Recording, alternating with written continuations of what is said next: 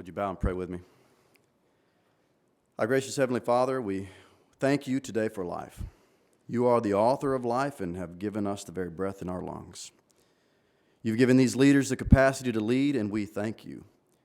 You've given each one of us the capacity to love and care for others, and we thank you. You've given us the capacity to seek better than where we are right now, and we thank you. In light of recent tragic news from Orlando this weekend, God, in light of all the tragedy we can see around us, grant, Lord, that each of us would seek your help in using what you have entrusted to us and the capacity that you have put within us to continue to lead and care for others. May this be a city where good and grace and love always triumphs. May this great city be known for our hospitable ways. May this place be known for the place that protects and provides for those within her boundaries. I don't know the agenda today, Lord, but may this room be known as a place where things are accomplished for the good of the people. And may, when these things are said and done, Lord, may we be known as the people who did not forget to give you the praise for all that you have done in and for us. Now I give you praise for all you have done leading us to this day and this place, and ask all agree with me in Jesus' name that you would lead and guide us into the blessings awaiting us in our future. In the end, Lord, may we pursue you more than your blessings, and may we be the people who are blessed. In Jesus' name we pray. Amen.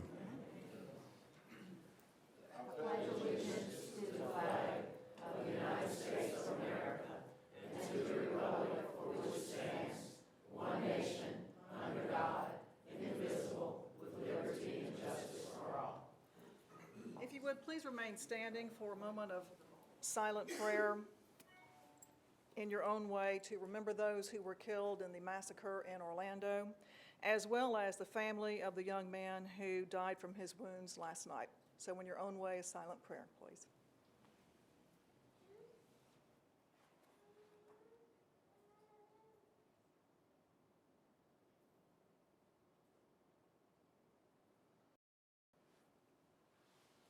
Okay, thank you.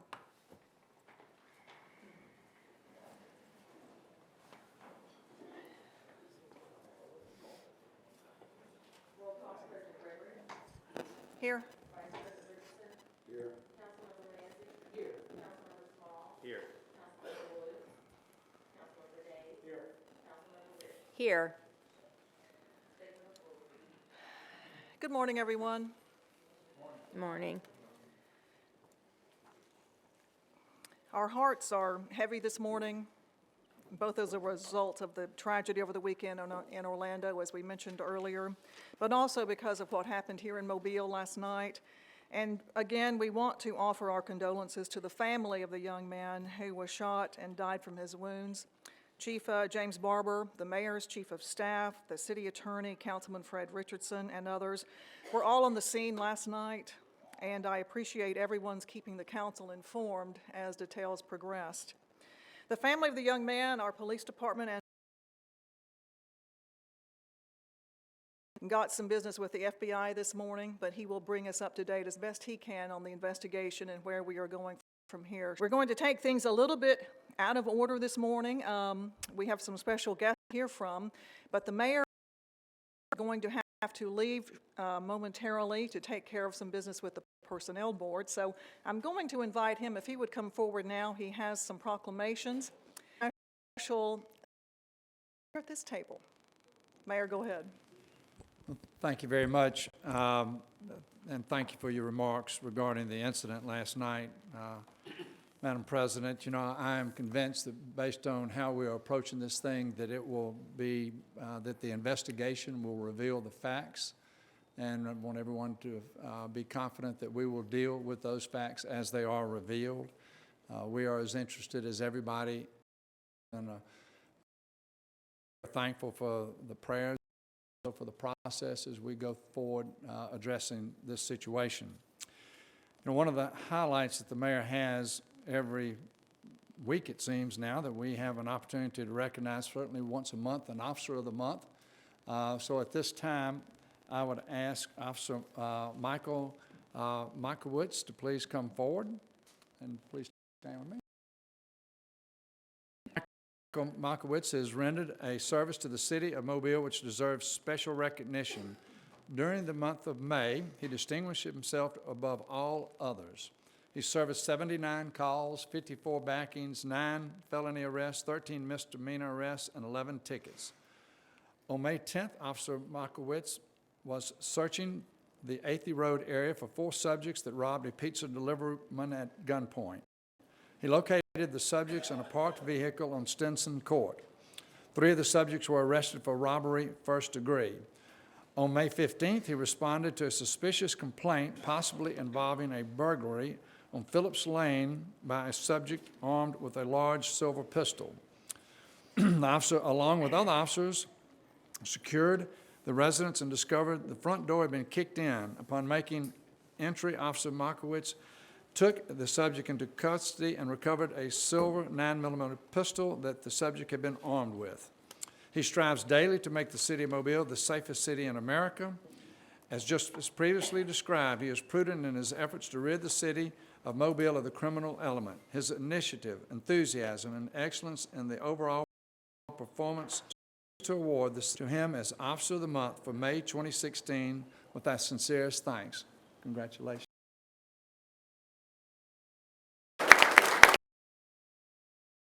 I have 3 other employees of the month.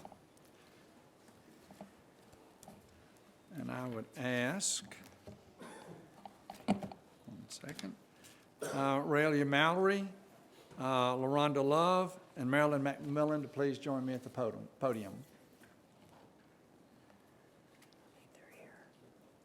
So, obviously there is a breakdown in communication. Lisa, She's determined.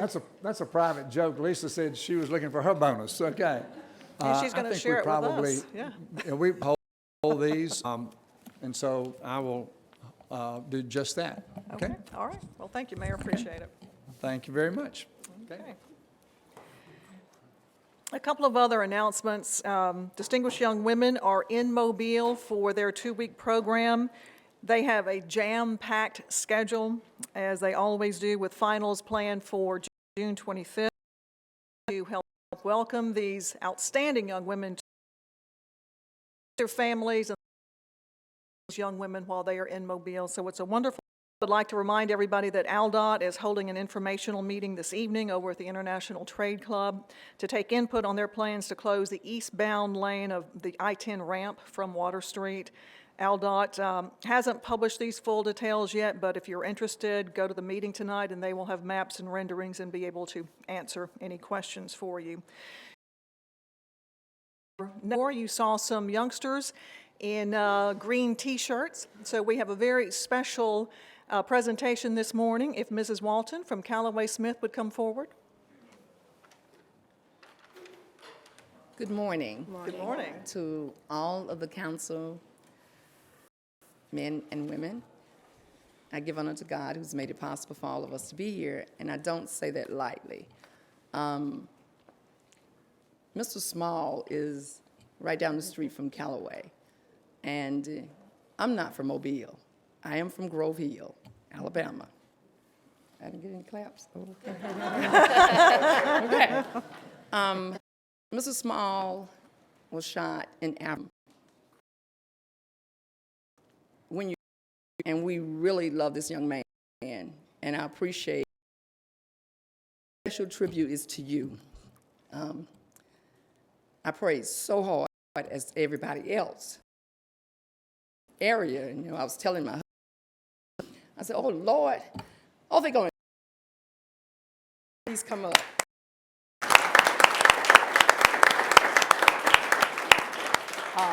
Ms. Floyd, would you bring the presentation? We would just like to take the time out to say we love you. We are so thankful that you are back and doing well. We just want, we know you can't eat your steak right now. Don't, Mrs. Small. So we just got a little soft stuff.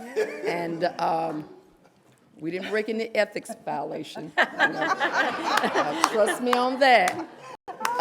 She's good. And you see the K and the A's at Kappa Alpha Psi.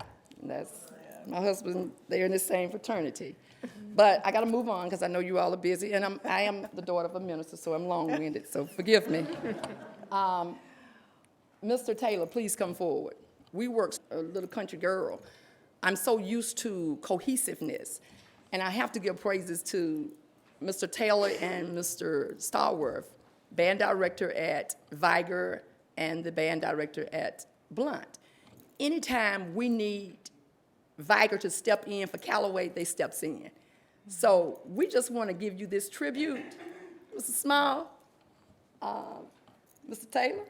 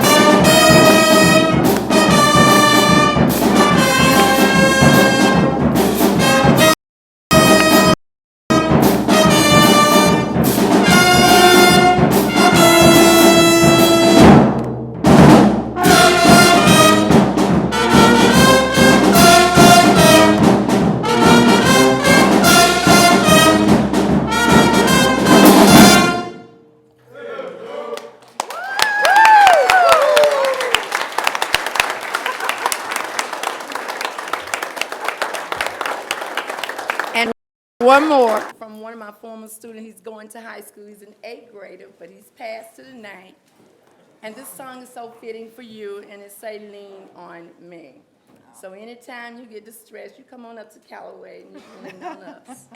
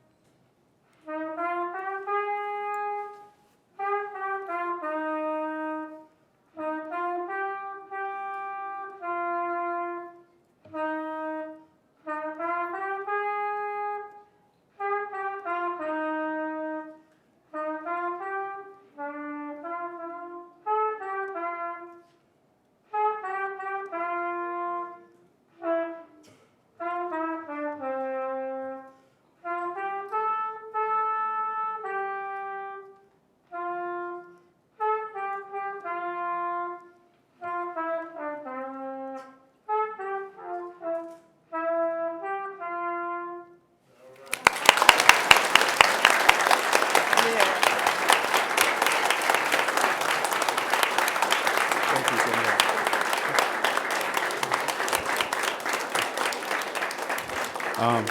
Madam President, Yes, sir, Mr. Small. I would like to say that these are not tears of sadness. This is tears of joy. Still to this day, I'm still receiving many cards, fruit baskets. Yesterday, fruit basket got into my office today, and I see plants, I see cards, and it's amazing how much love is poured since I've been hospitalized. Even when I was in South Africa, I was in ICU for a whole week, and tons of flowers and fruit basket. And Ricardo can witness that he sent some people over, and I couldn't even keep them, but it was amazing. I had to share, fruit and flowers because I couldn't keep them in the ICU. And even today, with all the fruit baskets that I'm receiving, I can't eat it, but I'm sharing with other people. But it's a good thing because people are sharing with me. You can't get nothing by holding your hand in. You can't put nothing in, you can't get nothing out. Over the last 15 years, I've been a funeral director. And being a funeral director, you're always in the community, giving to the schools. Callaway's not even my school. When I even got back here, I had a whole bag of cards from the students. I mean, yeah, District 2. I mean, that's not my district, excuse me. They in District 2 district, but, you know, but they sent me a whole bag of cards. But I have given to Callaway a couple times, and being a funeral director, I'm always in the community and giving. And the only way that you get blessed if you always give. That's why I've been a politician. I've not been a politician or a city councilman because of self-gain, because I have a business, I have a name for myself. It's about me giving to the people. I sacrifice a lot, and the reason I do that because God look out for me. If you don't believe that, there's not too many people that can get shot in the face and still live and recuperate the way I came. And the reason is that because of God. And when you bless people, you will turn back around and get blessings back to you. So always remember, to everyone that's in here, show love because God is love. And so much love had been poured upon me that I can't help but just to cry. These are not tears of sadness. This is tears of joy. And the tears of sadness that I had was on last evening about the young man. My tears of sadness was about the 50 people that got killed. They was innocent, just like I was innocent. So I feel their pain. I've been there. You know, I can actually say I've been there. You know, somebody of my status, yes, I've been there. But I thank God for letting me be there because I can see how they feel. I can feel their pain. And again, to all the citizens, I have not sent out the thank you cards yet, but all the citizens in Mobile, Mobile County, throughout Alabama, just the world really, from Europe to South Africa to the United States, thank you so much. And I know it's nothing but God. Thank you, thank you, thank you. And I want to take some pictures outside.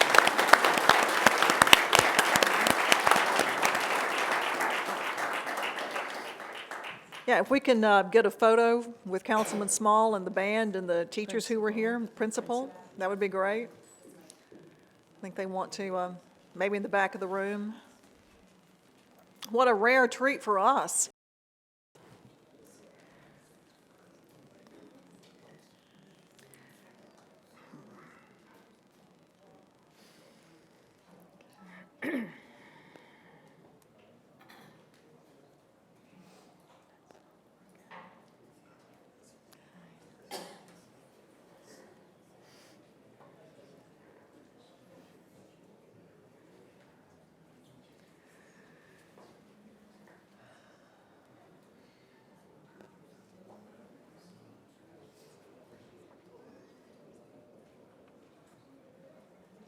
Ms. Lambert, if you would go ahead and ask the distinguished young women if they would come up and do their presentation, then we'll get back to, I think, our normal.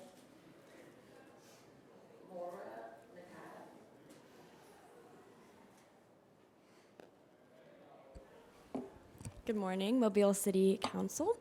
My name is Moira Nakata from Anchorage, Alaska, and I am the Distinguished Young Woman of America for 2015. You were recently at the arrival ceremony for the kickoff of the Distinguished Young Women National Finals. This is the 59th year that it's happening here in Alabama. Women is a scholarship program across the nation based on scholarship, leadership, and talent. And so 51 of the nation's finest young women come to Mobile to be role models in your community for 2 weeks. They perform various acts of community service, such as working at the Joseph Project and Learning Tree. We also go to nursing homes and sing and, keep the folks there company, give them some good company. So far has consisted of some big events. My favorite are visiting USA Children's and Women's Hospital players.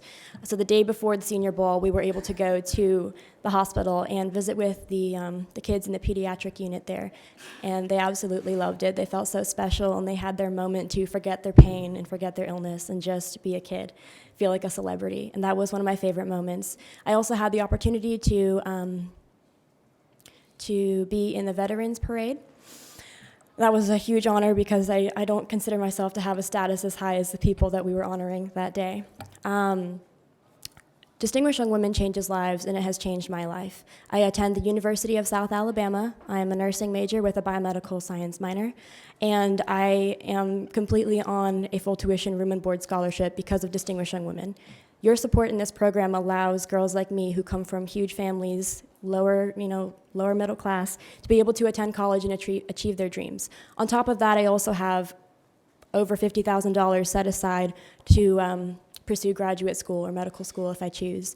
So that gave me a huge leap from just someone who graduated from high school to someone who now knows that they can go on and become a pediatric nurse or perhaps a doctor working with Doctors Without Borders, because that is my big goal.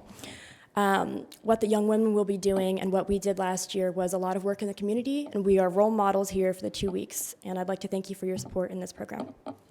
Thank you very much. Appreciate it. Look forward to seeing you all. We mentioned earlier that Police Chief Jimmy Barber had provided the council with some updated information about the incident that occurred last night. He has agreed to stay here to give us some more information so that it can be televised as well. He will be meeting with the FBI momentarily. I think he has been corresponding throughout the day since he has been over here at Government Plaza. So I'm going to ask Chief Barber if you would come and provide us with as much information as you can on the incident that happened last night and where we are going from here. Thank you, Madam President, and members of the City Council. First and foremost, let me join with you in my condolences and the condolences of Mobile Police Department to the family of Mike Moore, which is the person that was shot and killed by police last night. And I think the resounding question within our community today is, how does a traffic stop end with the use of deadly force? And so that is the question that we, as the police department, have launched into that investigation. And some of the preliminary results is we do know that that traffic resulted in a confrontation between the officer and the driver of that car, now identified as Mike Moore. We did recover a semi-automatic .40 caliber handgun from Mike Moore. The officer is on administrative leave at this time, pending investigations. Internal Affairs has launched an investigation beginning immediately last night. Also, the Mobile Police Homicide Unit has launched a criminal investigation into the matter. This morning, I spoke with the Special Agent in charge of FBI Mobile for the Southern District of Alabama and have asked the FBI to join in on a parallel investigation to run concurrent with the investigations conducted by Internal Affairs and Mobile PD Homicide. I have every confidence the investigations put forth by Mobile Police and the Internal Affairs Unit will reveal the facts and circumstances that we will be able to uncover that led to this particular incident, and I have every confidence in the FBI's ability to conduct the same investigation to be presented to the Department of Justice. I've also been on the phone with the District Attorney, Ashley Rich, who is out of state but is engaged in what's going on, and will also eventually receive these investigative files for further investigation and presentation to the grand jury. So what we are offering are 4 different investigative parallel tracks to make sure that we are as transparent and expeditious as possible in getting the true facts and not speculation out to the public. We do understand the enormous challenges facing law enforcement today in this country, and we do understand the breakdown in trust between some of our communities and law enforcement in this country, which is why we're offering this transparent parallel investigation so that we as a community can feel very confident at the end of the day that we understand what happened and what the facts truly are and not what is being driven by rumor and speculation. But in the words of Bill Bratton, the commissioner from New York, is we as a country should learn to begin to see each other from each other's perspectives. We as law enforcement should understand what it's like to be a law enforcement or to be a law-abiding citizen in a neighborhood that is fraught with crime and under the scrutiny of the police. And we should understand what a young man sees when he sees a police car in that neighborhood. But we as a community and a country should also understand what a police officer sees when they ride through the neighborhood through the windshields of their car, and what we see as law enforcement inside the crime scene tape. Because when we learn to truly see each other to reality, that you will have the answers. We will begin that process with the timely release of information to ensure transparency, and we will conduct that today as early as this afternoon. And we will also keep engaged with the elected officials, as we have, in the mayor's administration, to make sure everybody is informed of what the facts are. As we confirm those facts and enter them into evidence. And we will also keep engaged the leadership of our community to make sure that everyone is aware of what the true facts of this particular incident are. But thank you for your time. Thank you, Chief. Appreciate it. Before you leave, during our pre-conference meeting this morning, there were a number of questions and discussion. Any council members have questions of the chief before he leaves us? Madam President, Mr. Small? I'd like to reemphasize what we had discussed earlier in pre-council meeting.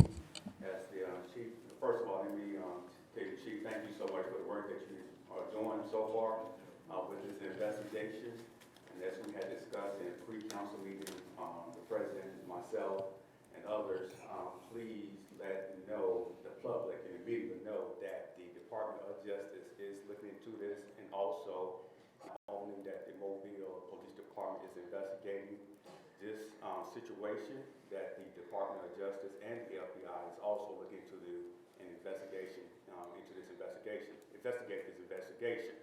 Because like we had stated in pre-council, or I stated in pre-council, that I have many friends that are police officers. Many of them good friends, but as I stated a year and a half ago in the council meeting, every family has some rotten apples in a bunch. And we know that we do have some officers that are rotten, but we have a whole bunch of officers that are good. But with the investigation with the FBI, the investigation of the Department of Justice, I think that would be more viable for my community that I represent to know the true facts, because I read it for the information to really come out from the DOJ and the FBI versus the Mobile Police Department. Not saying that the Mobile Police Department is not capable, but as far as my community that I represent, I think they'll be more comfortable knowing that the investigation from the Department of Justice and the and the FBI, knowing the information came from them, the true facts of exactly what happened. So please, every chance is able to get every news conference, please have the FBI and DOJ also give a report too, from my community standpoint. Thank you. Thank you. Anyone else? Mr. Richardson?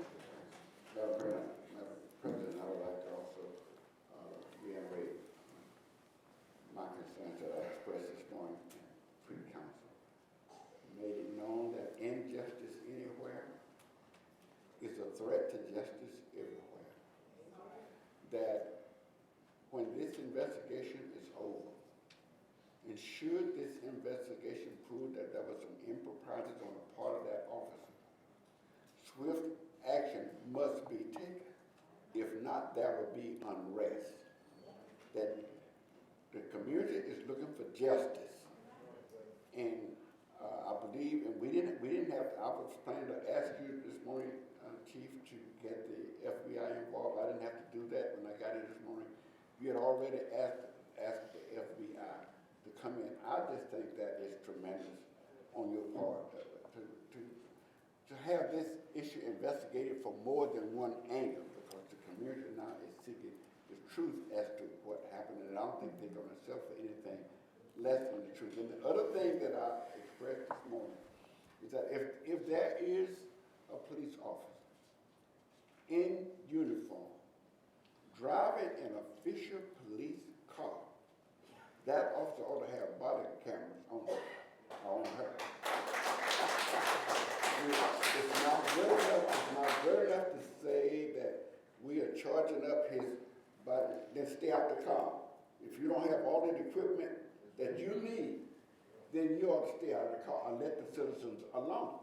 So I would like for us some way to figure out to make sure that there would be no question as to what happened if that officer had a body camera on. Then it wouldn't be he say, she say, they say. We would know what happened.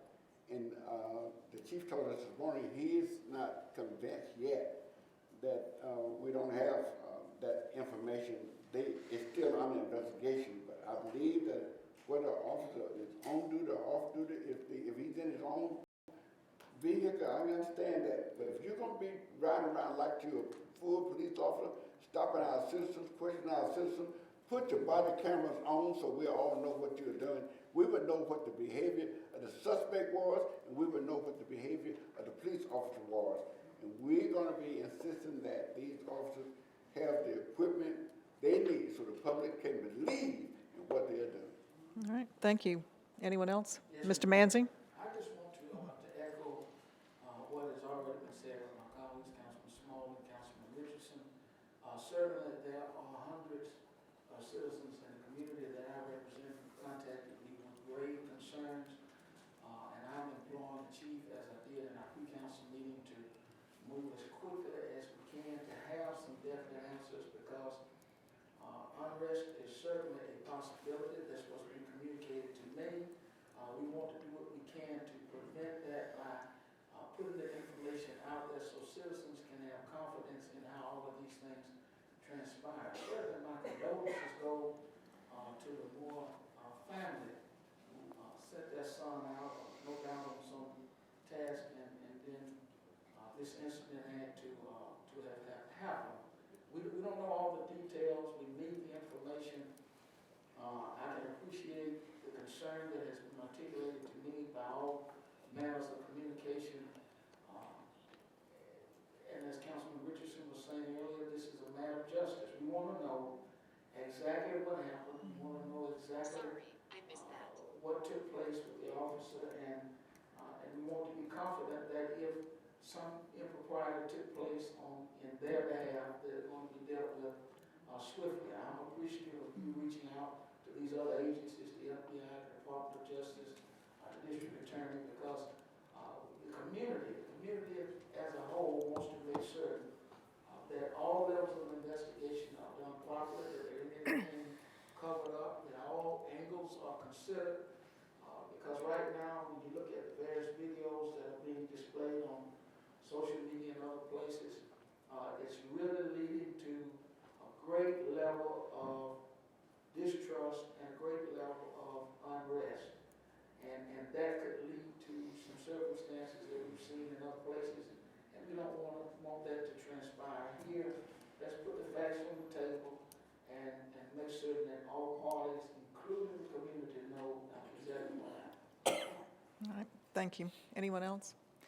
Thank you, Chief, for being here. We appreciate it. Thank you for taking the initiative, along with the mayor and his staff, to reach out to the FBI and to the Justice Department to run those parallel investigations. I think that shows the community a much greater level of confidence as we go forward to have these extra agencies involved to work along with you and provide us with the information. Thank you for keeping us updated. The mayor and his chief of staff and attorney, as well as Mr. Richardson, were all on the scene last night, and you all provided us with the information as well, and we appreciate that. This is a very difficult situation. We do offer our condolences to Mr. Moore's family. It's a horrible situation, no matter how you look at it. We do want this to move forward as quickly as possible, and obviously with the transparency that you've promised, but we also want to make sure that we get the facts. The conjecture, the myths, everything else, we don't need that. You know, we are very proud of the city of Mobile and how we have been able to move forward with our police officers. It was this council that initiated getting the body cameras in the first place, and I think that this council will also back you if you need to order more cameras to install them in vehicles for these take-home vehicles to hopefully make sure that there are no questions about whether the officer had a body camera or not. So if that's what you need, please come see us, and we will do our best to make sure that that happens. Well, you know, as Madam President, never before, I think, in the history have we seen law enforcement come under such close scrutiny, and in particular with the police use of force or deadly force. We invite that scrutiny from outside agencies because as a police chief, I have a vested interest in ensuring the safety of this community by making sure we deliver professional police services to the community and that we provide the equipment that and the training that these men and women need to do their jobs and to do them well. And so you will see a full, transparent report from us. We will deliver you with the factual information because the truth, I think, is what we all want to get to. And as these details come clear to us, Reverend Manzi, you will see us deliver those publicly in a timely manner as they unfold. We won't have all the answers immediately, but as we can update you, we will. And again, we welcome the scrutiny, and we certainly welcome to find what the truth happened and how this event ended the way it did. Thank you, Chief. We appreciate everything you're doing. Thank you for your time. All right. Thank you. Thank you. Just a note, we will veer off from our rules today. We understand that some people have come to the council meeting today who wish to speak on the incident from last night. Hopefully, after hearing the chief and comments from the council, you may feel that you don't need to speak after all. Normally, our rules require you to either speak to something that is on the agenda or sign up by Thursday of the previous week to be able to speak to something that is not on the agenda. But because of the grave concern of the community, we will relax the rules a bit today and allow at least one person who had tried to sign in to speak to this incident to do so during the presentations to the council. So for those who were hoping to sign in to speak, if you want to talk among yourselves and decide who that main speaker will be, we will allow you to speak. Ms. Lambert?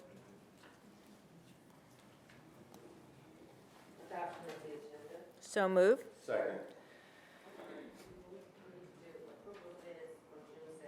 So moved. Discussion? All in favor? Aye. Opposed? So moved. Any discussion? All in favor? Aye. Opposed?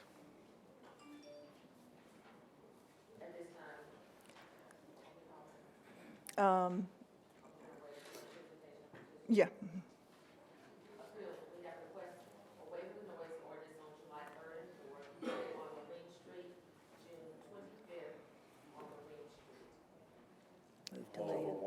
Second. All in favor? Aye. Opposed?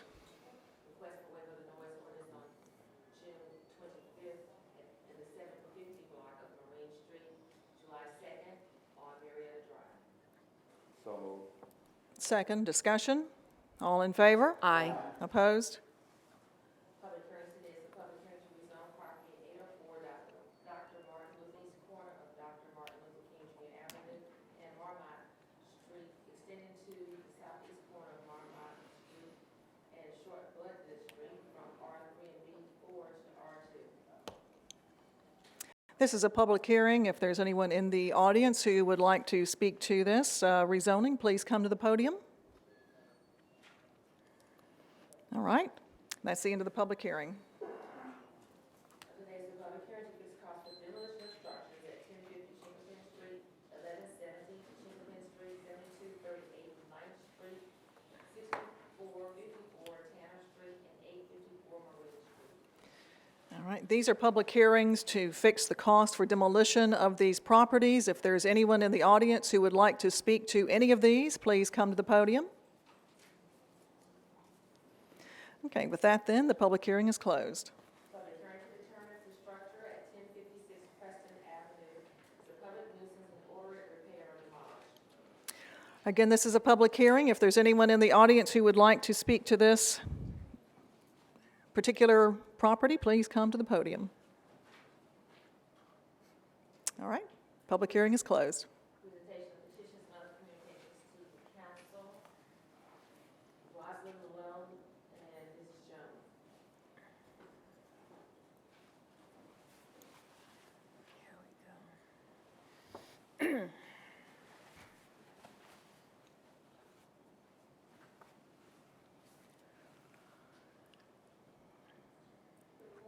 Council members, Morning. Good morning. to God be the glory.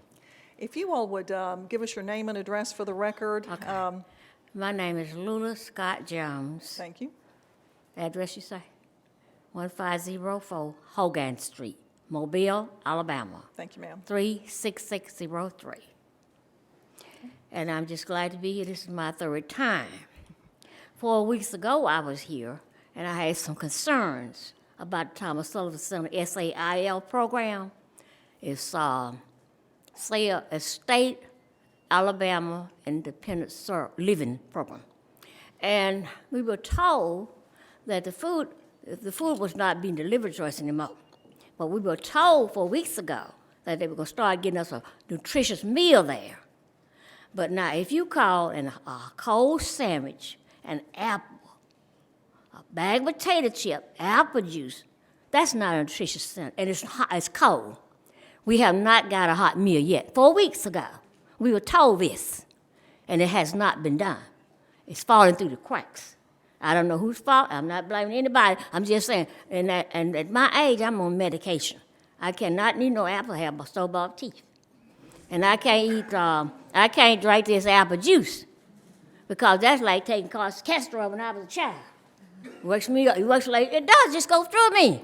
So the apple, I can't eat that. And I'm on salt-free diet. I can't have that. I started eating that stuff, and I was at the hospital. I was at the doctor's office. My pressure was up, and my blood pressure and my RNA was up. So I'm not going to eat it. I'm just telling you now. And they can bring it, the rest of it, I cannot eat it. I'm old.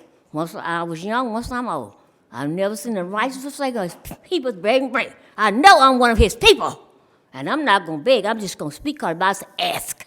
I'm asking for help for this Thomas Sullivan Center, if they can find it in their hearts. Just make sure they get a nutritious meal over there, hot nutritious meal. It's needful in our community. It's a community. Thomas Sullivan, a community center. It's for all the people, by the people. And we are the people. We are the voted people, and it's needful for this to be done. We need a driver. A lot of the centers can't drive. Thanks be to God. I had a stroke 2013. I can drive. Some of them can't drive. They can't come to the center. And they don't even get a nutritious meal taken to them. What's the advice? I'm not going on a picnic. You know, I can't have that kind of stuff at a certain age. Certain things you cannot eat. You know, I'm just telling you. I said, well, give us an orange or banana. They give apple juice. Now, think about yourself. Who gonna eat? You know, I just want to explain how needful it is to have that, and I just want you to understand. They tell us 4 weeks ago they hadn't done anything. They said to get a driver. I want to say another thing too. It's some members there that I know to come to that center. They want to come. I asked, "Are you gonna be there that day?" I said, "I'll come pick you up." They told me where they were. I didn't have no road map, and I hadn't been to their house before. But I told me where it was. I went to their house and picked them up. Now, I can't see how, if I'm 81 years old, I can find somebody's house. And one day, they can't get a driver, pick those people up, and bring them to the center where they can enjoy and fellowship with us. We have Bible study twice a week. We do educational classes. We do computer classes. I'm learning all about the icons on the computer because this is the instruction we receive at the center. You know, and it's been meaningful for me. 2003, when my mother was sick, until 2005. 2013, I had a stroke. It was needful for to have me to come in because I had a daughter, you know, and I'm there, can't do nothing for my paralyzed on one side. Thanks be to God, I'm here today, standing in front of you all until it's needful for the community, since it is a community center. Yes, ma'am. Thank you. Thank you.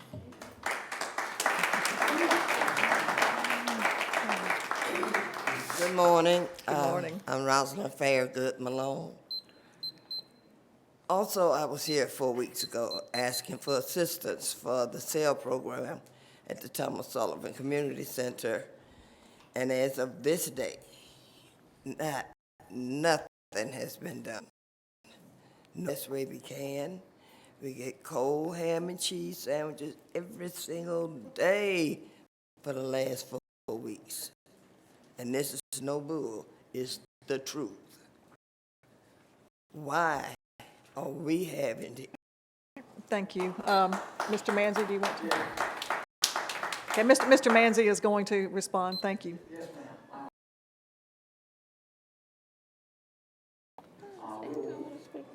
We have expressed, as your council person, I've expressed my concern because certainly I want to see the program return to the Sullivan Center in its completion. I want the hot meals return, the driver, the programs that have been in place prior to 2 months ago, 6 or 7 weeks ago.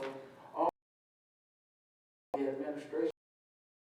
It's unfortunate that you've had to make 3 trips here to advocate for what you are used to receiving for the last 15 years. I know that there are plans in place. I know that there are seniors who can't eat the meals that are being brought presently. I have purchased meals myself so that you all could, and along with others, so that you all could have more than what you're getting now. And so at this point, I'm going to turn it over to the administration so that they can provide both to you and me a roadmap as to how we can solve this problem. I agree with you and hope that it'll be solved in the very near future. All right, thank you. Mr. Cooper, would you respond? It goes without saying that the sale program was broken. It was under great scrutiny from the Federal Monitoring Agency. The staff that were running the sale program have failed not only the citizens, the city, but they failed in their jobs.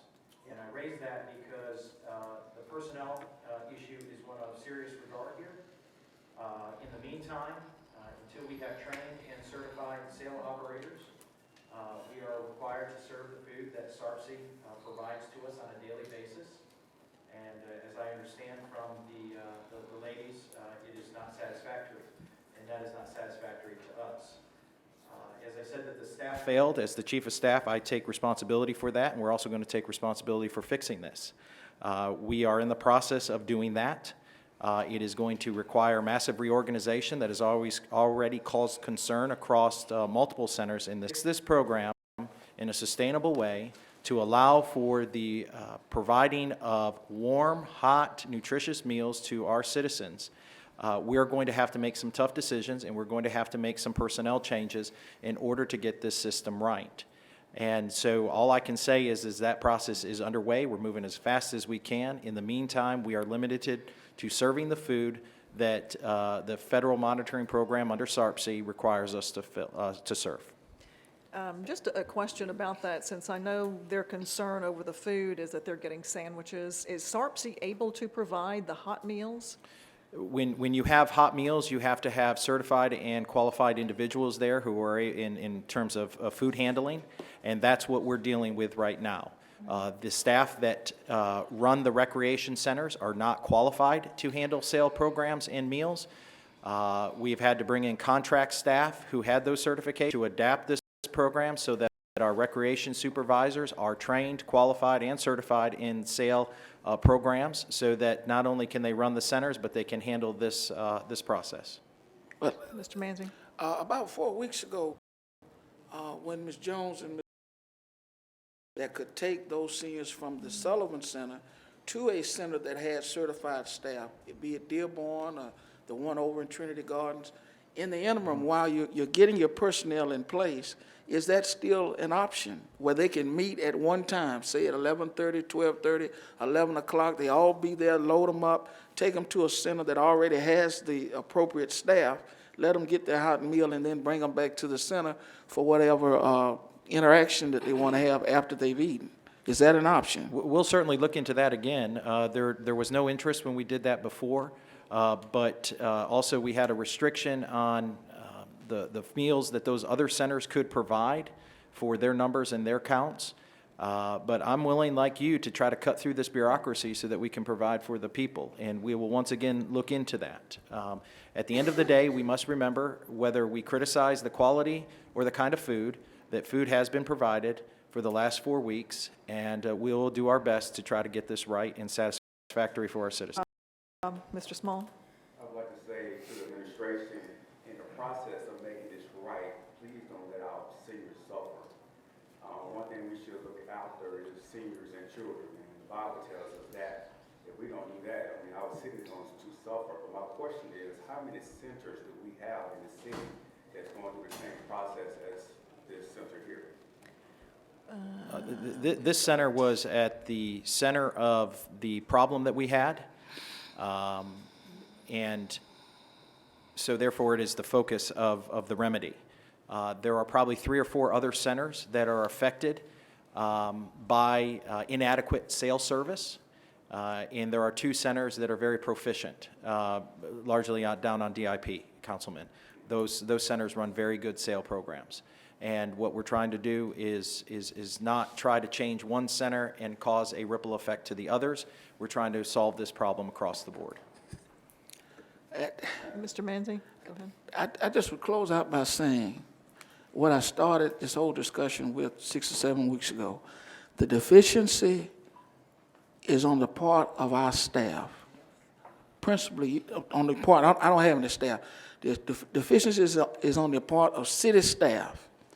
And if something needs to be done to fix it on that end so that these ladies and the folks in the community can get the hot meal and continue to have the program that they're accustomed to, I'm all in favor of that, because they shouldn't go without due to a staffing issue. And they've been here 3 times.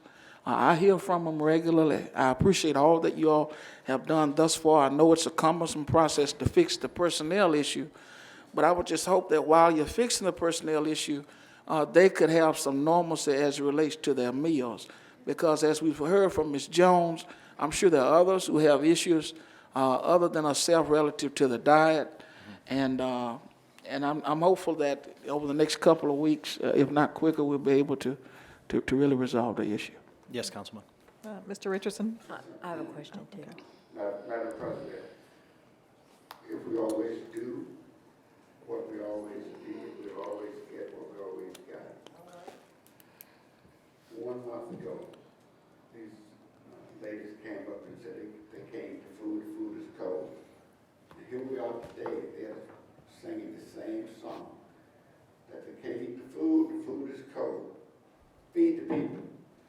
Madam President, I would recommend that you assign this to a committee, administrative services, whatever name of the committee, assign this to a committee so we can investigate for ourselves and get down to the bottom of this. The City of Mobile has more than $20 million in surplus. If you don't have a cook, we can hire a cook. If we don't have a driver, we can hire a driver. If we don't have a van, we can buy a van. I think you need to assign this to a committee. Let the committee bring us a report and give that report back to the administration, for the administration to carry out the wishes of this council. The governing body of the City of Mobile, this city council, we can't sit here and let these people keep coming down here, begging us for some food for a hot meal, and we just sit here and let them come and sing that same song. It's time for action. I say appoint this to a committee, get down to the bottom of it, and let's act. All right, thank you. Mrs. Rich? Thank you. I'm a little familiar with the issue, and mostly because I spoke with the director, Julie McGee, with the Sales Center out of the federal program that runs it. And it affected the operations out at the Connie Hudson Senior Center. I understood all that. We worked through it and certainly know that the city's trying hard. But I think there's understanding of the city's play on this. It came to the city personnel. That's not our jobs. It's strictly administrative. Certainly every time a citizen comes forward about a program, you know, I'm deeply disturbed by their unhappiness as well. But we've got a whole nother layer here besides just the city's parks and recreation, because we partnered with the federal government to provide the meals to qualified citizens. And it fell into arrears. It's a problem. Madam President? Are you finished? Well, but my point is that we're concentrating on just a government program that has to operate in a certain manner and meet certain credentials and criteria. I'm not excusing the employees that handled the paperwork and didn't do it correctly, but I know that I got a little involved because of the personnel that came out of the senior center that's in the community that a lot of people also utilize, and they saw changes in their staffing and there were concerns. But we're trying to fix the problem, and it doesn't turn around automatically, and just saying that we can put money towards it is not the issue. It's satisfying the criteria of the federal program that wants paperwork in a very concise manner that was not being done. So that's all I have to say, and believe me, I hope it is solved. I understand the need for the fellowship and the meal. I get all that. I'm not insensitive to that at all. All right, thank you. Mr. Manzi? I'm not disputing nothing that my colleague, Councilwoman Rich, just said, but what I do know is none of the seniors had anything to do with the bookkeeping, and none of the seniors collected a dime. So they shouldn't be punished by not getting the hot, nutritious meal. Ms. Jones shouldn't have to go to the doctor with her blood pressure and all ran up. If the problem is with staff, then deal with the problem with staff, and let's find ways, if it's contracting for them to get a hot meal through some private vendor and/or getting them a van and taking them where they could get one through the cell program. Surely there's some remedy that can be deployed that doesn't involve them eating ham and cheese every day. Yeah, I think maybe just in the interim, if there's something we can do while we get the SAIL program situated with the federal funding, I'm sure you're looking at that. But just anything to try to help them out in the interim, I think would be, and I know it's difficult. Yes. So, anybody else? All right, thank you.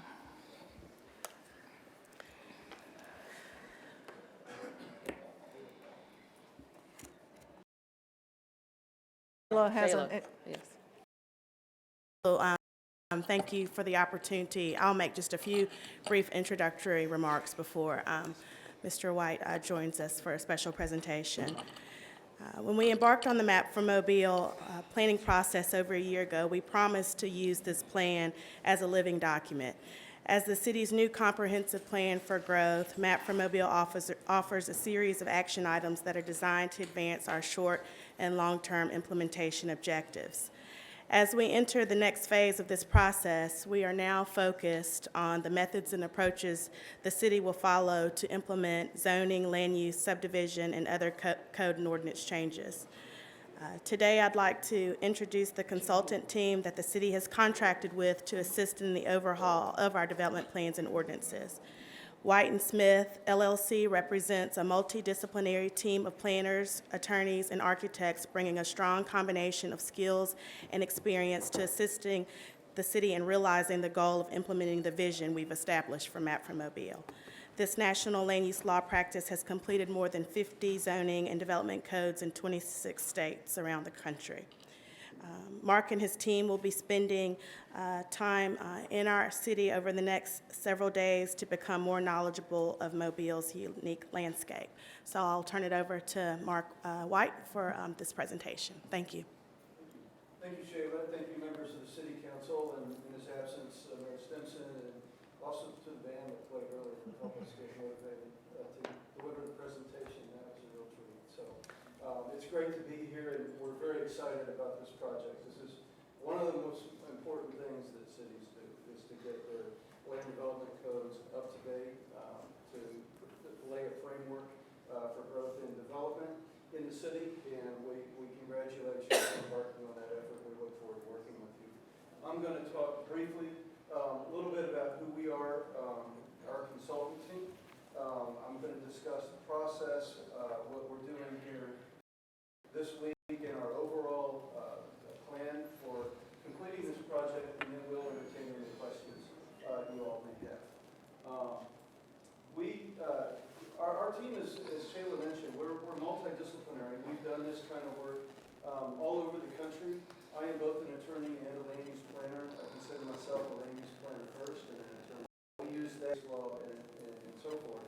But we bring to bear in our project a number of different professional disciplines, and you need all of them to complete a project like this successfully. We not only have attorneys and city planners, we have urban designers and architects and professional facilitators as well to work through all the issues you're going to have in developing these documents with the general public. There are multiple stakeholders, many of whom have different ideas of what it's going to take to implement your comprehensive plans, and we have the personnel involved to do that. So first and foremost, I wanted to introduce Sylvia Vargas with WRT, Walsh, Roberts & Todd.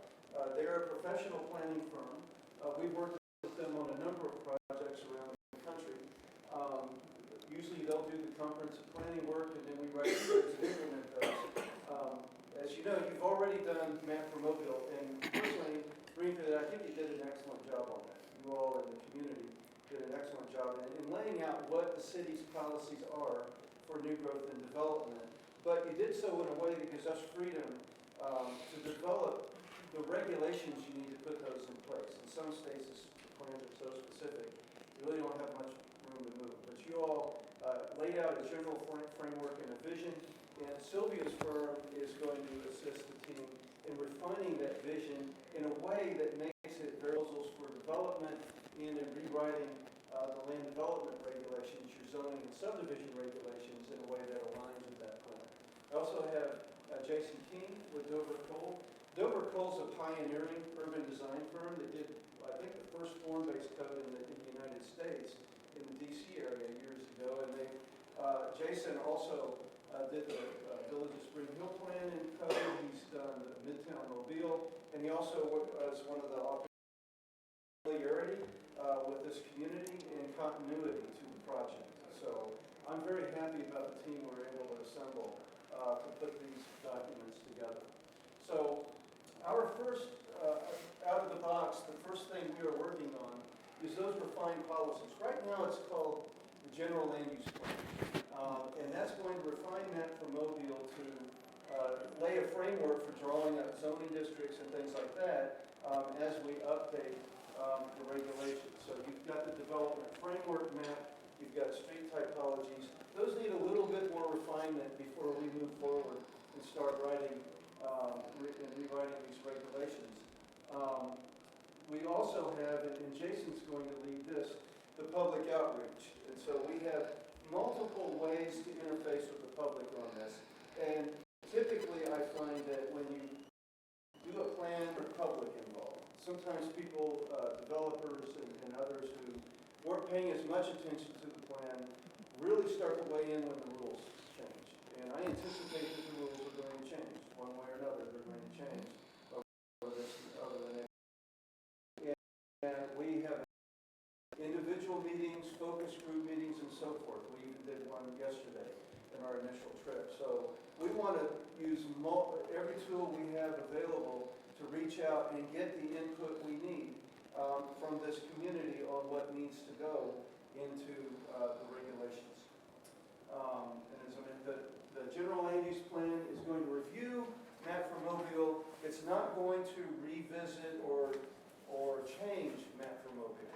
We're using map for Mobile as our guideline for this. We're just taking those general land use policies and refining those in a way that identifies where existing opportunities are, where challenges are that need to be fixed in the plan and regulations. What are your priorities when two of those policies come into conflict with each other? How do we prioritize those and so forth? And we're also redoing, and this is again what WRT is working on, the major street plan. That affects, and it directly affects the subdivision regulations, because subdividers need to consult the major street plan when they lay out streets. If people are dedicating right away, it's going to, it will affect that directly. It can also lay a framework for urban design, because we can target building types and so forth to the type of streets around them, so that they work in concert with each other, and you don't have policies that just encourage one pattern of development in places. They have to be sensitive to the context of development, whether you're in downtown, whether you're in West Mobile, or whether you're in Midtown. Those policies and those street types are going to be different, and so are the regulations. And so that framework will provide the blueprint for changing the regulations. They're going to affect the uses, building types, the setbacks, everything in the new regulations. And then last but not least, we end up with the regulations. As I mentioned, in the next 6 months, we're going to be looking at the future land use policies and your major street plan. We are also diagnosing your zoning regulations and your subdivision regulations to see where they're in alignment, where they're out of alignment with map for Mobile, and assessing different ways to change them, different alternatives, what those advantages and disadvantages are, so we can have an open and comprehensive discussion with the community on what we need to do to change the regulations. We're going to look at the structure of the regulations, because we want something, reading map for Mobile, we want something that's both neighborhood friendly and business friendly. Whether you're investing in land in Mobile to live on, or whether you're investing in property to set up a business. We want a set of regulations that are predictable, that are consistent with map for Mobile, that give people who are starting a business and people who live in the surrounding neighborhood assurance as to what's going to happen. So we're going to assess different types of regulations that can achieve that. One advantage of our team, I think, is that we are not doctrinaire. We don't go around the country telling people you have to do a a form-based code or something like that. We look at everything, and we take the best of the best in a way that's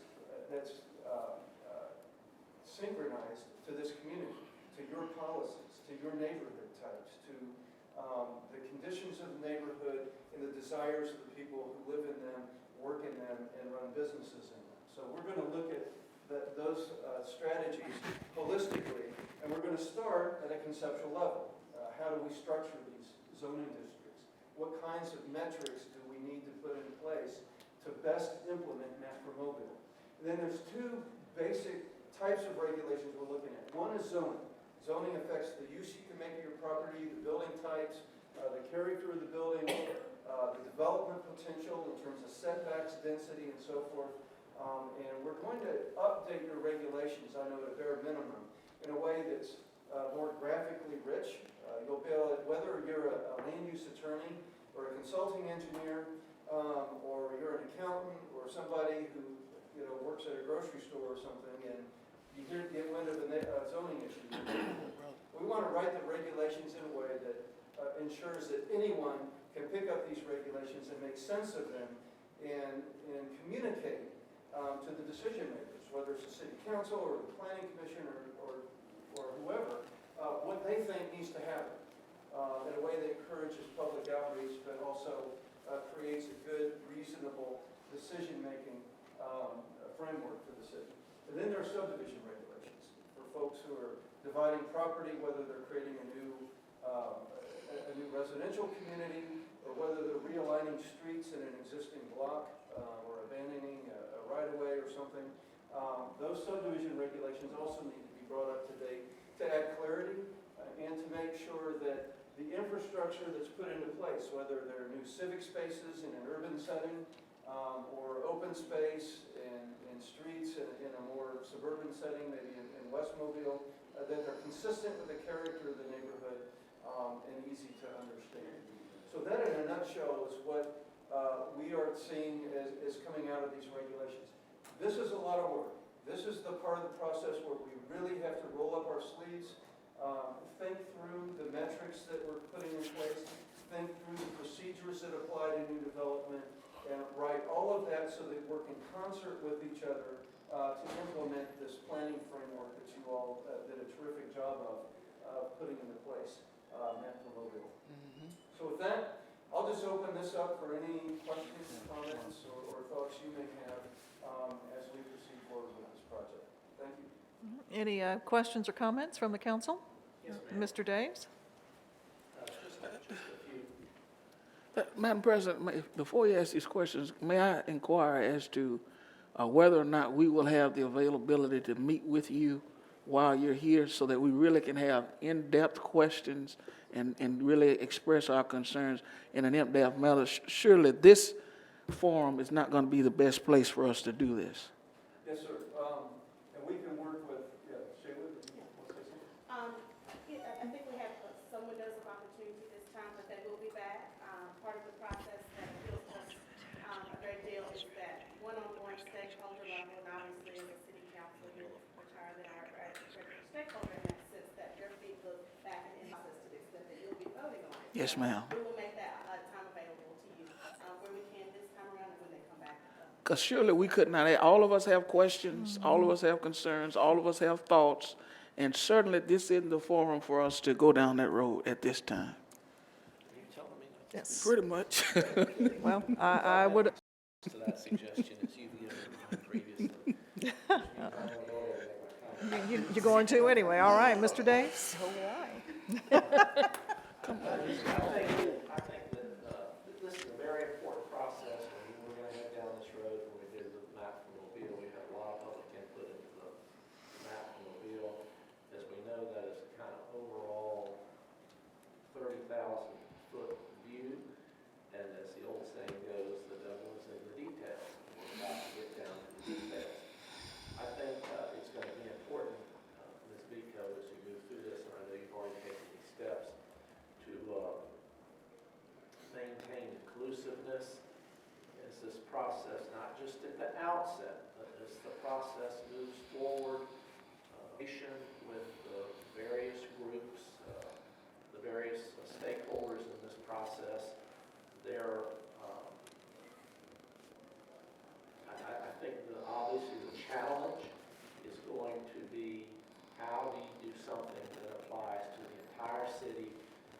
recognizes the unique character of our various neighborhoods, empowers these neighborhood organizations which have grown up, which we want to support, which we want to do well, but at the same time does not stifle investment in our community.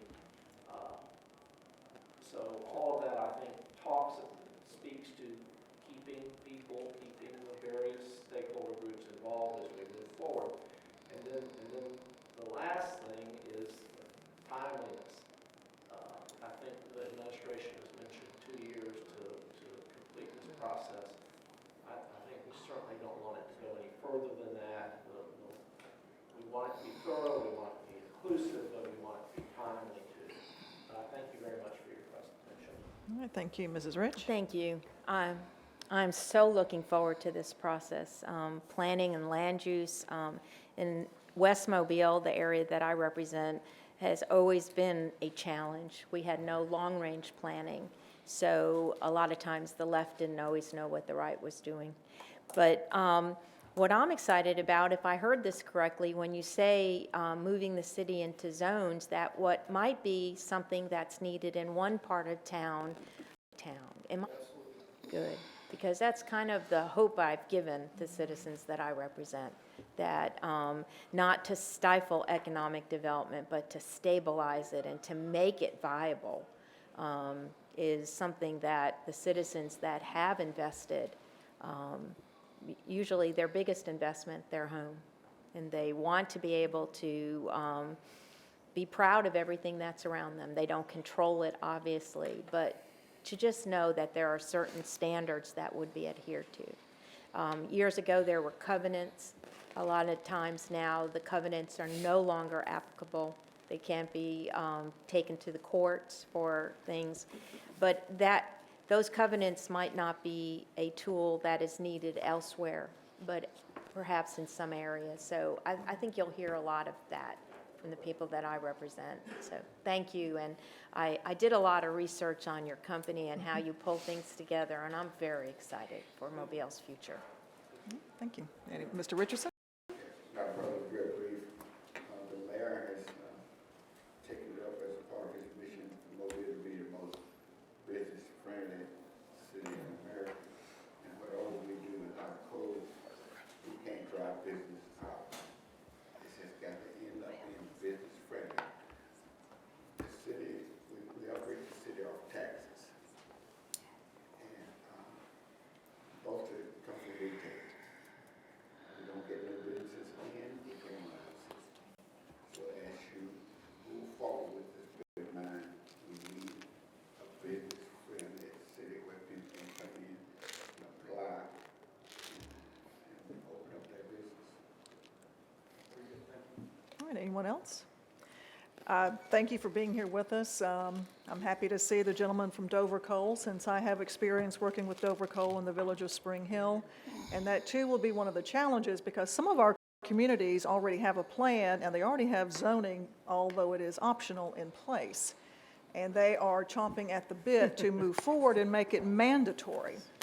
And there are some issues coming before us of developers who are developing, and they are not necessarily choosing to develop under the Village of Spring Hill plan. So there are some hurdles that we need to really reach out to these communities to tell them that we are working with you, we want to help you do what it is, your goal is, which is to make the communities livable, sustainable, walkable, and a unique opportunity for people to come in and do business. And as you move forward, making sure that we are business friendly, as long as everyone understands the rule, will come in and do business.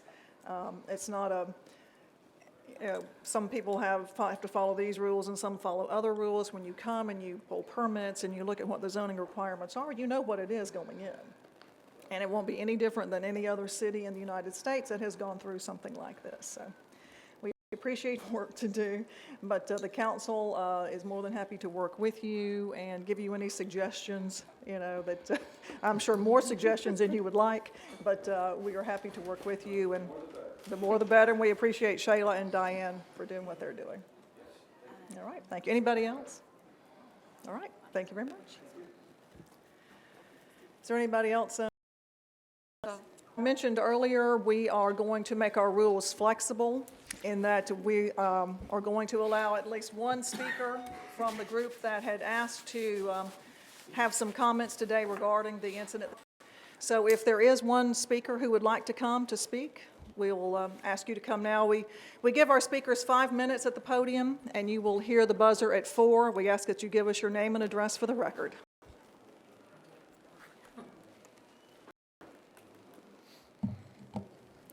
Good morning. Good morning. My name is DJ Larry. I live at 7005 Inverness Court, Mobile, Alabama.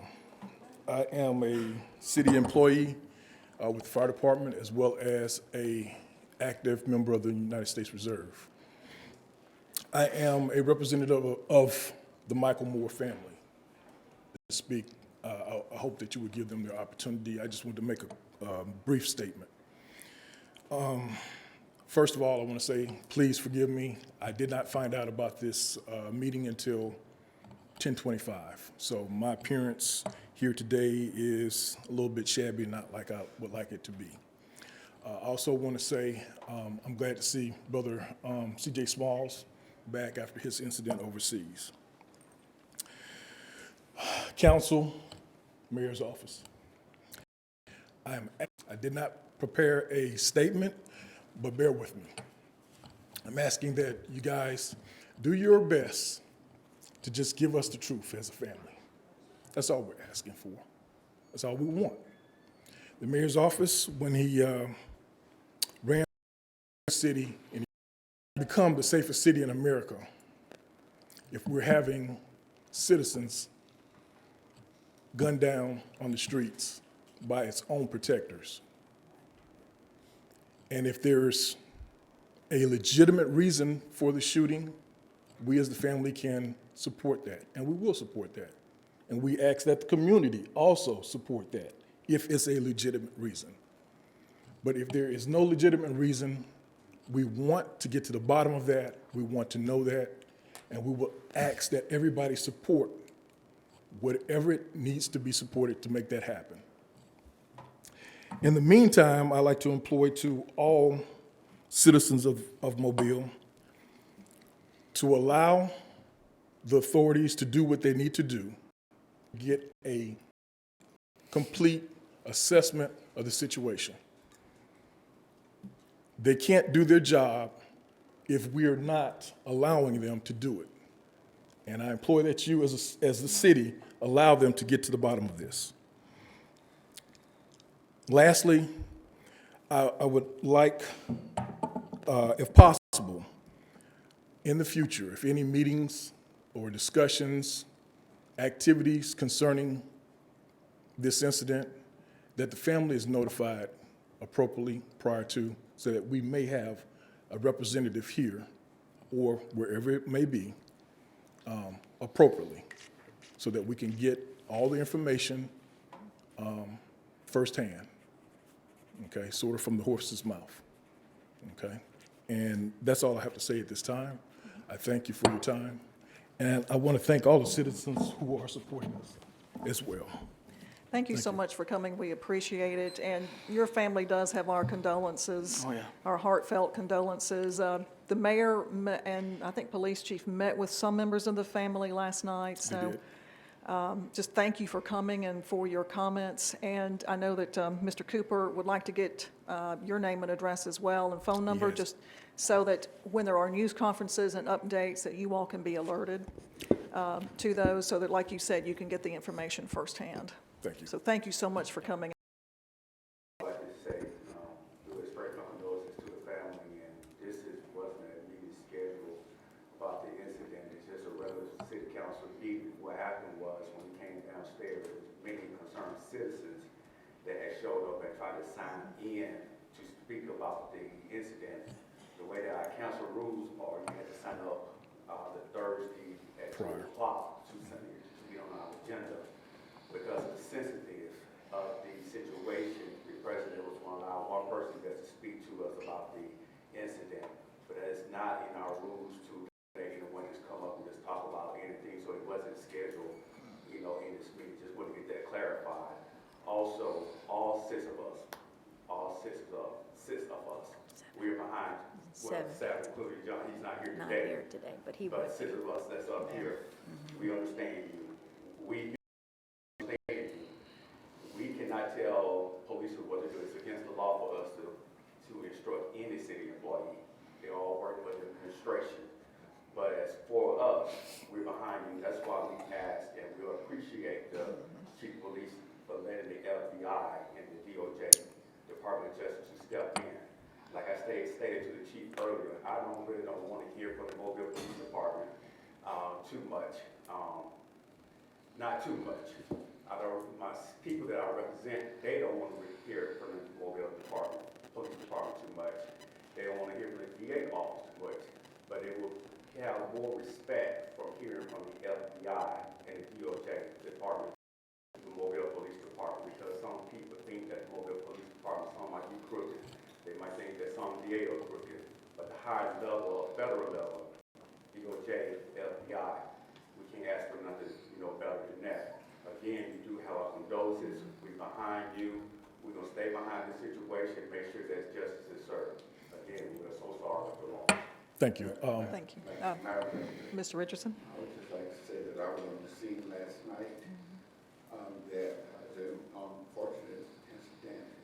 So sorry that this incident happened, and in prayer with the family for the loss of the son.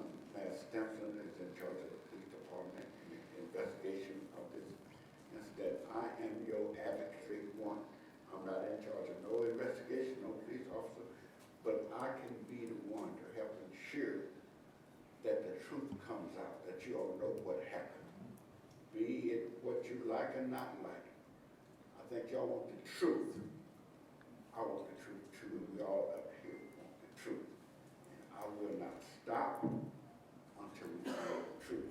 Because we know this, that truth, though crushed to the earth, will rise again. Thank you, Madam President. Thank you.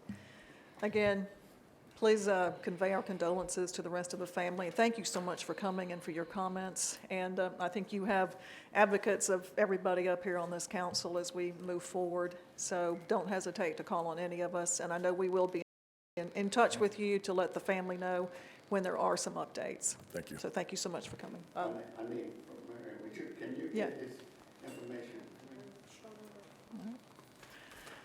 All right.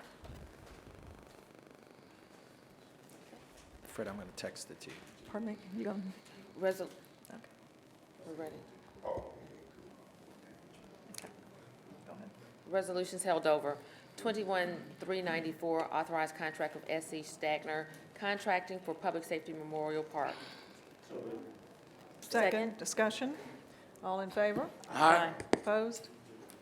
21-395 and 396, authorizing contracts with fabrication specialists and Delta Flooring for City of Mobile, Alabama cruise terminal improvements. So moved. Second, discussion. All in favor? Aye. Opposed?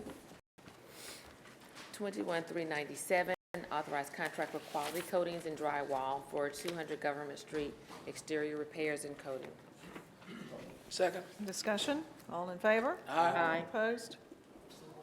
25-398, accept 4 permanent drainage easements. 1, right of entry permit needed for Coronado Estates, Coronado, thank you. Coronado Estates drainage improvements and Woodland Road drainage project. So moved. Second. Discussion. Well, I just would, Go ahead. real briefly, I would just like to thank the administration. I know this is a long time in coming. This is very much a city issue, and I appreciate the project moving forward.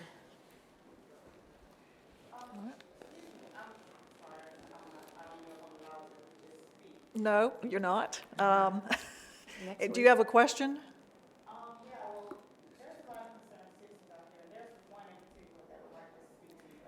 Well, we had a gentleman come to speak to us who was a member of the Moore incident last night.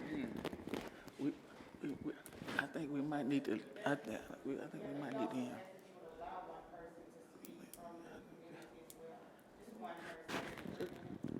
I will leave it up to the council. I'm not against it. 1 person, 3 minutes. It's fine.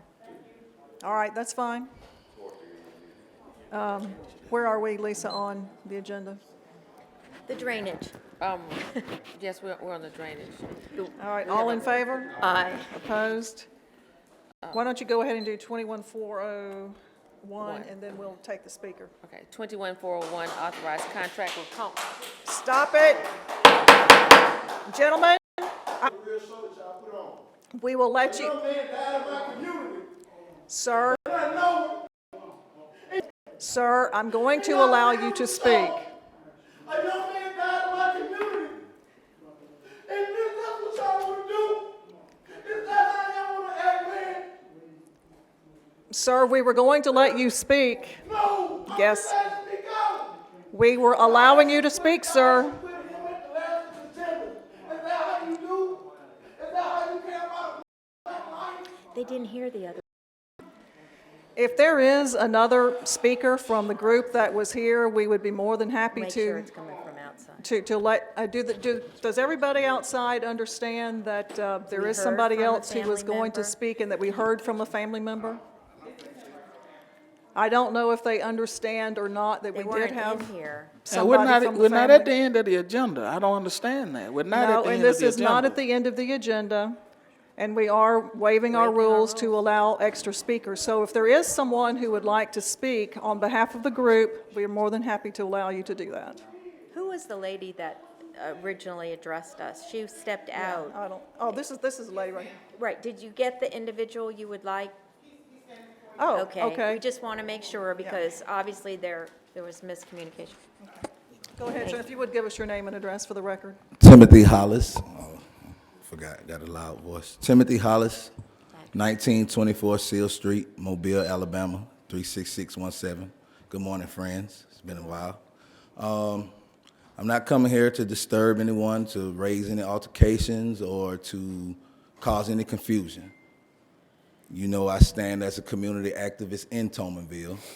That kid was from Tomanville, and he was killed in Tomanville by the 3rd Precinct Police that I always had a problem with. I know Mr. Fred, he spoke several times about the Stop the Madness event that goes on in Tomanville when Pastor Henry Roberts puts it together. But as we can see, it's needed because it's not just youth killing youth or blacks killing blacks.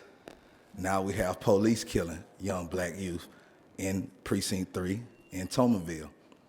I coach football in the MYFC at the Tomanville Titans, the newest organization. We're trying to raise young men that were somewhat similar on the path to Mike Moore, who was on his way to the Air Force, the same place I went when I was 17. It's a lot of kids in our city, and it's a lot of kids in our community that want to be great, that don't want to live to the stereotype that's put on them. I didn't know Mike, but I know everybody. And when I say I know everybody, that means I don't meet strangers. I love people. I love y'all. I may not agree with y'all all the time, but I love everybody. And when a child, somebody who hadn't even experienced life yet, don't even get their chance. Now, it's one thing when somebody that's his age takes him out. It's one thing when a drug gang takes him out. It's one thing when an enemy across the street takes him out. But when we got our people who's supposed to protect and serve us taking them out because they saw a gun, it's a problem. I just want you guys to come together. I know you can't tell the police what to do, but you can do something. We need more initiatives in our community. We need to talk to these police officials, and we need to put something into the minds of those people that are being trained when they go on the force. Because I'm gonna tell you like this, I'm 27, I'll be 28 in 2 weeks. When I was growing up, when I was Mike's age, when I came home from the Air Force during that time, I was about 22, 23. We would hang out at Figures Park sometimes, and there was a lot of riffraff going on up there. But everybody that used to hang out up there was not riffraff. We'll walk around in the community and be interrogated by the police just because we're walking, just because our pants were baggy, just because we had on black T-shirts, just because we had on Jordan tennis shoes. Several times I can count on my hands when the police say, hey, young man, where's the dope? Hey, young man, you look like somebody that we looking for. Hey, young man, you seem like you're a troublemaker. Come in and talk to me. Let me run your ID. Let me see who you are. That's not acceptable. For police to kill somebody just because they think something, or interrogate people just because they think something, just because they feel a way, that is not right. What if the citizens did acts to the police because they felt the way? What if the citizens committed acts to the police just because they look a certain way? Is that my 5 minutes? 4. It's 4? Okay. I'm going to get away from this podium because I'm really bothered right now. I just want you guys to come together and let's start more initiatives. Let's bring more peace to these communities. Let's get things for these children to do so they can have productive lifestyles for the parents that don't grow up, for the kids that don't grow up with their parents, for the kids that don't grow up with their father, for the kids that don't grow up with their mother. We need to get in these kids' lives. The children are the future. One day we're all going to die and somebody else is going to have to take our place. And if we don't have kids around here that are trying to make themselves better, we're not going to have adults around here that can advise these kids that are making bad decisions. Do experience why I'm here today. Thank you. Thank you very much. Mr. Small? Yeah, thank you all for coming down. And I am a big advocate of children. Anybody really can just tell you I am. I'm there for the children and older people. I take care of seniors and older people. I'm there for them. But you know just as well as the time.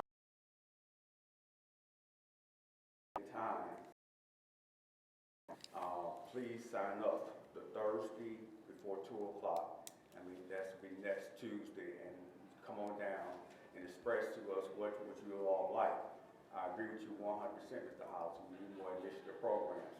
And I believe that this council will vote for it, that the administration will put it before us. We can't offer the council to do that. We can approve the contracts on their agenda and everything, but you're more than welcome to come down, give us ideas, tell us what we want, tell the mayor what you all want, tell the administration what you all would like, what the community needs.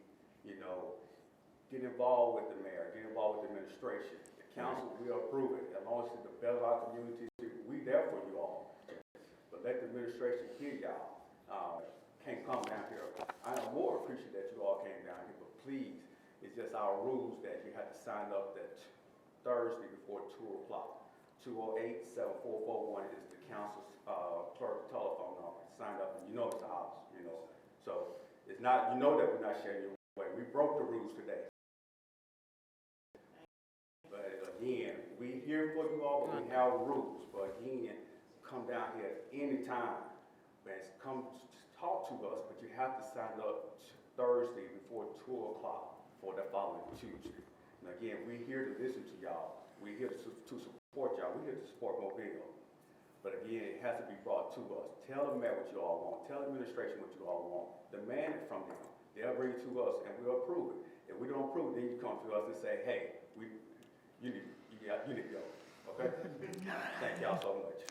Thank you. Appreciate you coming and for being here and understanding, and appreciate your remarks. I think we all have heard you, and I know all of my colleagues would agree with me that trying to find programs for children, what you said is exactly right. We need to find something for them to do so that they have after-school activities, especially now in the summer when there's no school. Yes, ma'am. Children need something to do so that they do stay out of trouble, and to have mentors like yourself is very, very important. So thank you for that. Mr. Richardson. Yes, Madam. I heard something distinctly agree with your comments. What I did hear is that you alluded to the fact that while you were at the community center at the park, that there were police officers want to question you about why you're there, this, that, and other. And since we do have these young people back there, if you believe that you will stop for no reason at all, We can't act unless we know. Even if you go to the police department and report it over there, notify your council member. We can't act on nothing we don't know. Of you being committed the crime. Suspicious is not enough.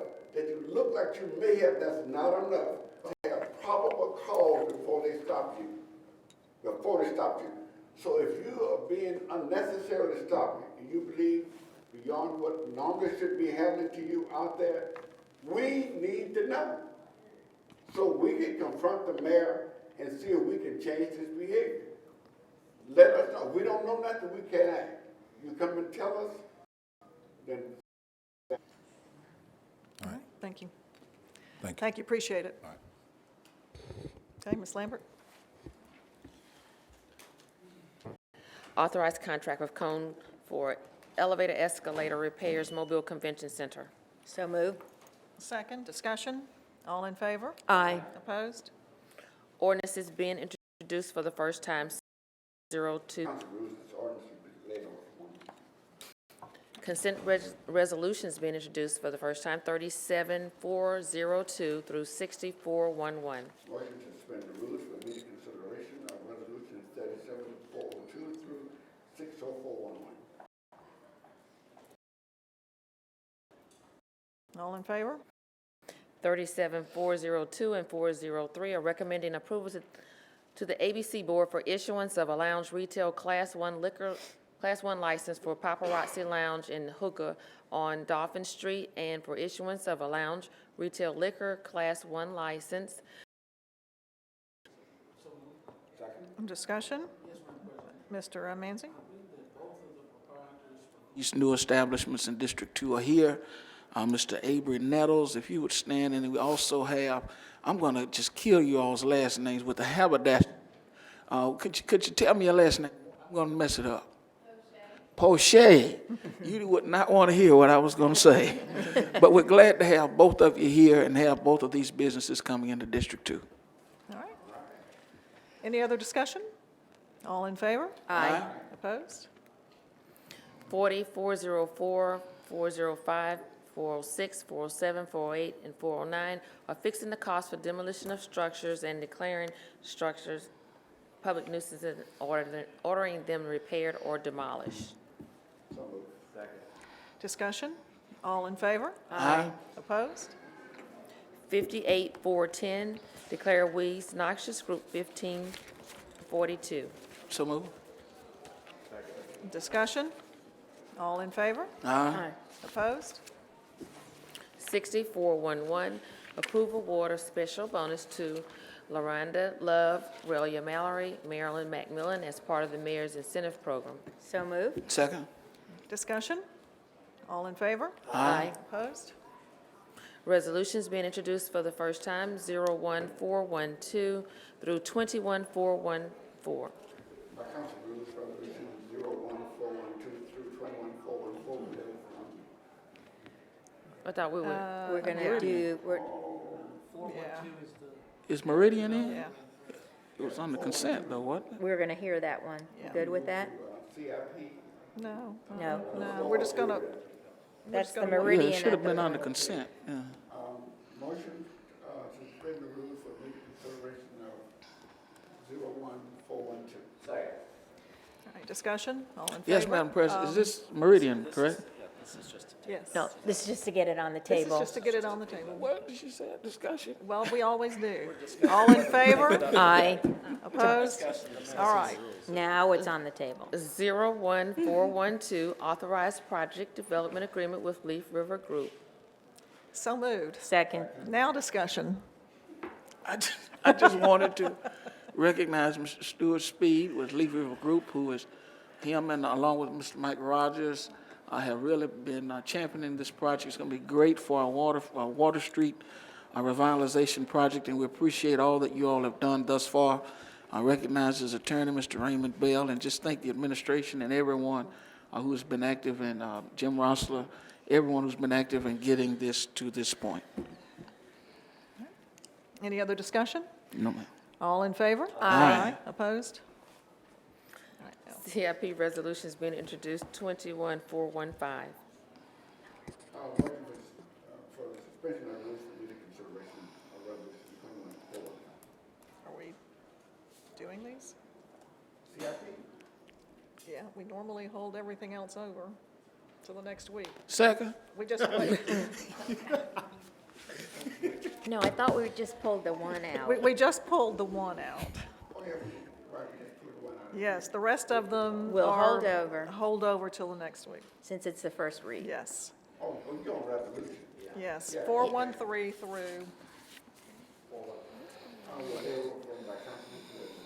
yes. Correct. Correct. Public hearings, 41416. Call for public hearing to rezone property at 110 and 120 Virginia Street, north side of Virginia Street at the north terminus of Ezra Trace Boulevard from R1 and I-2 to I-2, scheduled July 12th. And 41417, call for public hearing to rezone property at 100 North Florida Street, 2518, 2524, 2534, 2536, and 2540 O'Shell Road, northeast corner of North Florida Street and O'Shell Road, extending to the south side of Eddington Drive South from R1 and B2 to B2, scheduled July 12th. So moved. Any discussion? All in favor? Aye. Opposed? Announcements. Mr. Small? Thank you, Madam President. I would like to announce to the OPED of Parson Mayville community that Craighead Elementary School is having a 6-week summer program for the kids in the area. They will be learning more about English, math, and reading, $200, and it will also include food and field trips.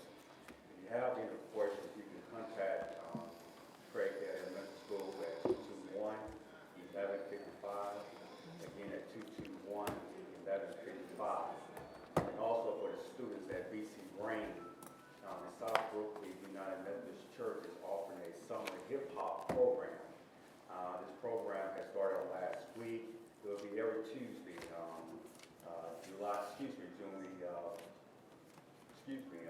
today, also July 7th, 14th, 21st, and the 28th. Always every Tuesday until the 28th. And this program will be also $20. The kids will learn about DJing, will learn about hip hop dancing, also will learn about offering high school, the 9th to the 12th grade. This will be held at the South Brooklyn United Methodist Church. This coming Saturday, we were scheduled to have a Pick Up 3 campaign at the Teller Park on Baltimore Street, but that will be pushed until Saturday, June the 25th at Taylor Park from 8 a.m. to 11 a.m. Inviting all the citizens in the Oakdale community on Baltimore Street, surrounding areas to come out to Taylor Park on June the 25th, Saturday from 8 a.m. to 11 a.m. And again, we can spruce up our community. And also, we have a community meeting next Tuesday for the South VIP area. This meeting will be held at the South Brooklyn United Methodist Church at 6 o'clock p.m. We will be sending letters out in my office to all the citizens in South VIP for this meeting. And again, this will be on next Tuesday on the 21st at the South Brooklyn United Methodist Church. We had a district-wide meeting in the spring of the year, and from now to the end of the year, I'm planning on having different community meetings throughout the district. So the South VIP area is going to be the first part, and we can go out throughout the rest of the district until we complete every part of the district in District 3. And again, we're moving to District 3 is the place where things are happening. Thank you, Madam President. All right, thank you, Mr. Small. Mrs. Rich? Thank you. I just want to say that I met with the library group, the executive director, the accountant, people at the West Regional, 2 board members, one in particular, Barbara Lenahan, which represents District 6. And I just want to personally thank them for giving me the tour, letting me know how important the library system is, and also I know that they are going through the budget cycle and looking to work with the administration I was very encouraged when they talked about perhaps being open on Sundays. I know I get asked a lot about being open from, say, 1 to 5 on Sundays. And we talk about things that you can do with your children. That's certainly one. And I hope that the administration will look favorable on this request. For years, it was open, and I know through budget restraints, it was the hours were changed. So that's something that I just wanted to make the administration aware of. Thanks. Thank you. Mr. Richardson? Thank you, Madam President. I'll be holding my Trinity Garden Beat 30 community meeting this coming Thursday, the 16th, June 16th, 6 p.m., Dodge Community Center. A lot of important issues will be discussed.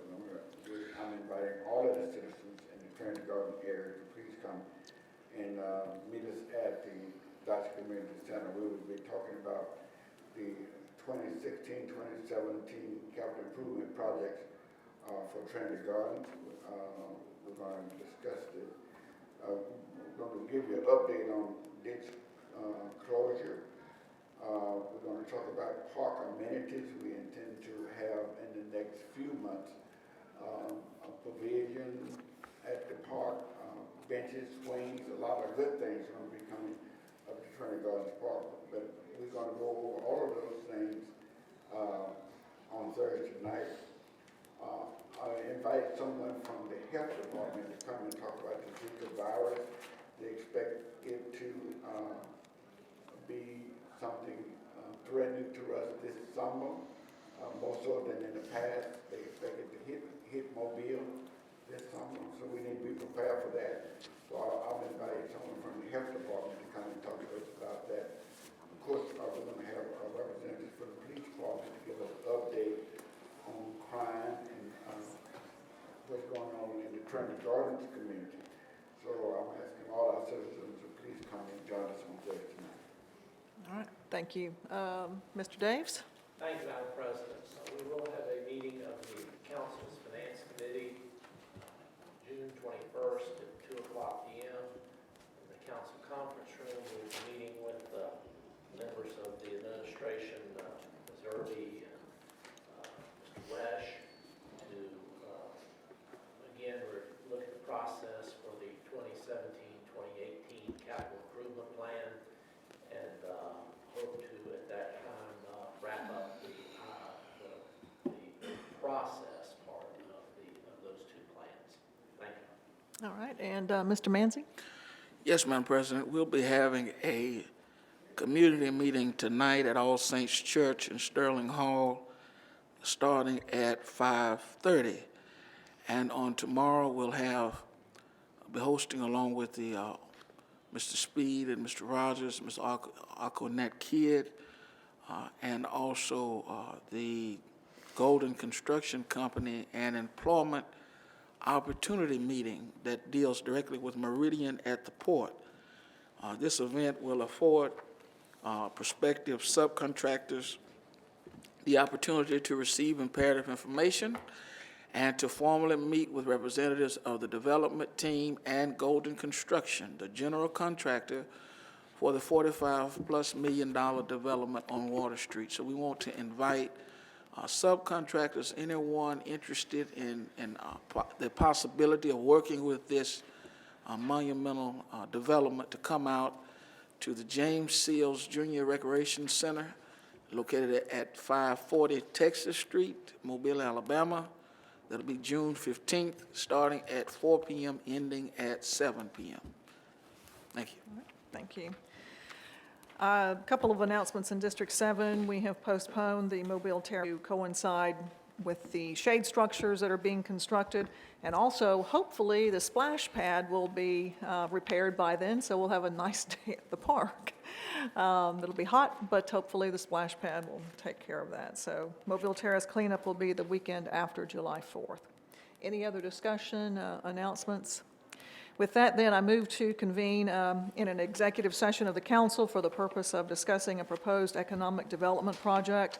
The council is in receipt of a letter from Attorney Britton Bonner declaring that the discussion will involve consideration of the purchase, sale, exchange, lease, or market value of real property and negotiations involving matters of trade or commerce, and that these discussions would have a detrimental effect upon the competitive position of the city if disclosed outside of an executive session. I need a second. Second.